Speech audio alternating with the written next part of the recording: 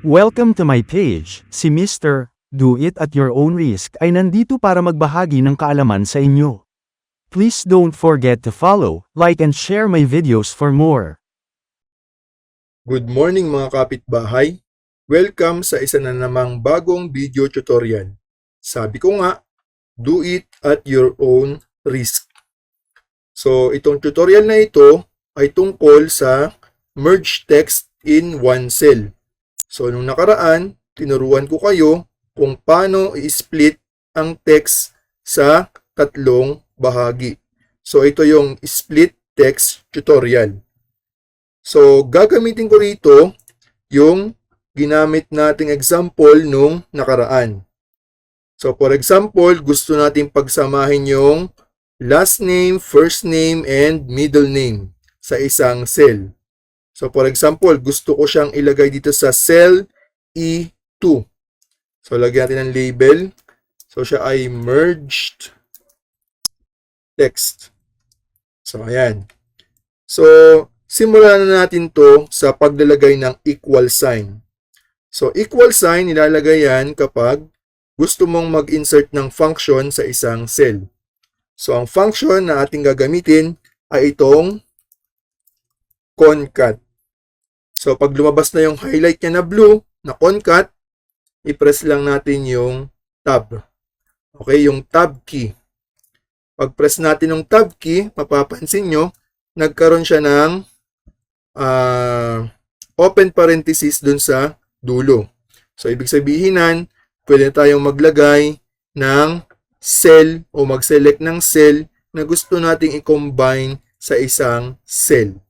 Okay, so i-select natin tong Anderson Emily Grace. So from B2, i-click lang natin yung B2 or cell B2 hanggang sa cell D2. So paano ko ba sinelect yun? So long press nyo lang yung B2. Okay, ulitin natin. I-long press nyo lang yung B2. Pag na-long press nyo na, i-drag nyo siya pa kanan hanggang D2. So magkakaroon siya ng laman sa loob na nakalagay ay B2 colon to D2. So, pag okay na yung data o yung cell na naselect ninyo, i-press nyo lang yung enter key. Okay? So, kung mapapansin nyo, na-combine na siya sa isang cell. Okay? So, paano naman yung katulad nito? Meron siyang comma.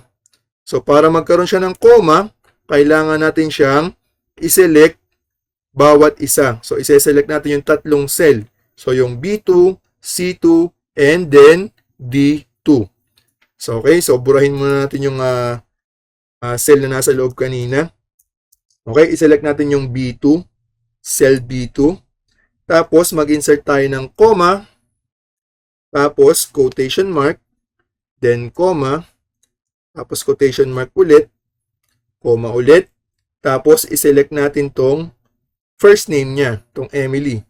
Pagka-select nun, ganun lang ulit, comma, quotation mark, comma, quotation mark, comma. At doon, pwede natin i-select yung kanyang middle name. So, kung mapapansin nyo, tatlong cell na sinelect natin isa-isa. So, pag na-select na natin yan at nalagyan ng comma sa bawat pagitan, i-press natin tong enter key. Okay, so pag press natin itong enter key, mapapansin ninyo, nagkaroon na siya ng comma sa bawat pagitan ng kanyang pangalan. So, kung gusto natin siyang i-apply sa lahat ng cell pababa, so hindi na natin kailangan siyang i-drag ng paganto. Okay, so matagal pa yan. So, ang gagawin lang natin, basta kalapit niya yung cell na pinanggalingan niya pinagkunan niya ng data, katulad dito, kalapit niya yung mga data sa kaliwa, itatapat lang natin yung cursor natin dito sa lower right corner. Okay, so kung mapapansin nyo, nagbago yung kanyang cross symbol. So dito siya ay hollow. At dito pag tinapat nyo dun sa lower right corner, nagiging siyang black na cross. So medyo mapayat na cross siya. So pag ganyan na yung kanyang symbol, pwede natin siyang i-double click para magkaroon ng fill up yung baba hanggang doon sa dulo kung saan mayroong data na nakalagay. So, dito sa ating ginamit na example, ang data niya ay hanggang cell 51. So, i-try natin i-double click yung lower right corner. So, ayan, kung mapapansin nyo, nagkaroon na siya ng fill up lahat. So, hindi naman magkaka-fill up lahat hanggang baba. So, hanggang dun lang sa kung saan meron siyang data na katapat. So, mapapansin nyo hanggang cell 51 lang o row 51 lang yung data. So, hanggang dun lang rin yung mafi-fill niya na formula. Okay? So, para hindi tayo mag-drag pababa, mas madali yun. Okay? So, yun lamang at maraming salamat. Thank you for watching. Kung may natutunan ka sa video ko, please don't forget to follow, like and share my videos para sa mas maraming useful tutorial. Sabi nga nila, sharing is caring. God bless.